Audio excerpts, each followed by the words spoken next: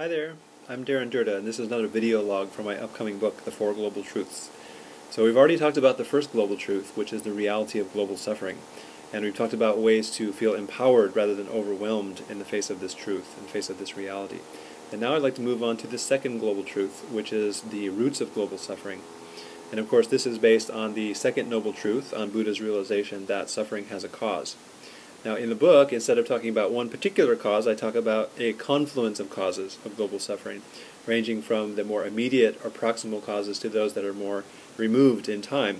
In fact, I go all the way back to the beginning of the universe 14 billion years ago, tracing its evolution through the formation of stars and galaxies, the formation of the solar system and of the Earth, the emergence of life on Earth, the complexification of life on Earth, and then finally the emergence of the human being. Now with humans, we have a big shift in the evolutionary process with the emergence of self-reflexive consciousness. Now self-reflexive consciousness, as the cosmologist Brian Swimme often says, is really essentially the universe, the process of the universe turning around to face itself, to behold itself for the first time in its 14 billion year lifespan. Now some might argue, as they tend to do in the East, that consciousness pervades the universe, that consciousness is an integral part of the universe and always has been. That the universe itself is in some mysterious way conscious, or that it is even consciousness itself.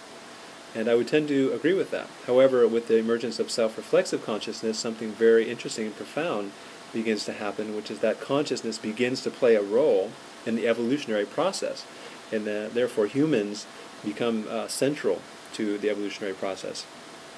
So in the book I talk about the evolution of human consciousness through various forms. Jean Gebser, the philosopher Jean Gebser, uses the term structures of consciousness.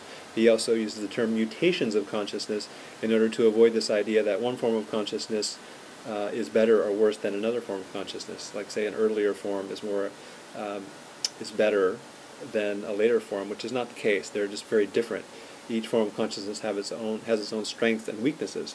Nevertheless, if we look at the whole process of the evolution of consciousness from a broad perspective, we can see a gradual narrowing of focus of consciousness, a kind of diminishment of consciousness, at least in terms of human beings' relationship to the natural world.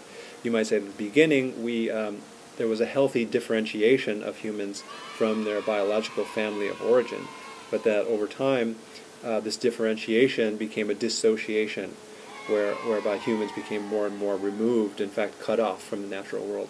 And of course this didn't happen overnight, so in the book I talk about the evolution of worldviews, the Western worldview especially, and particular ideas that helped contribute to this sense of dissociation that humans have from the natural world. And finally how the Western worldview manifests in the what I call the American mindset, which has basically become globalized.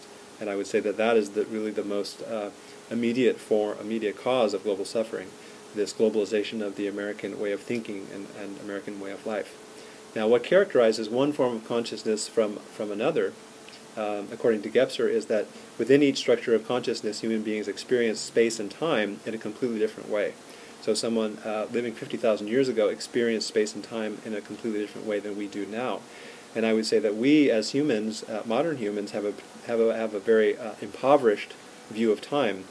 We have very little understanding of our own cultural history. We have a very poor understanding of the evolutionary process, and we tend to overlook the achievements, the enormous achievements of those who came before us, including the very first cell from which we all descend. And we tend to be focused and even fixated on the idea of progress and on growth. Therefore, the happiness is always something that always lies just out of reach in the future, and of course this contributes to global suffering.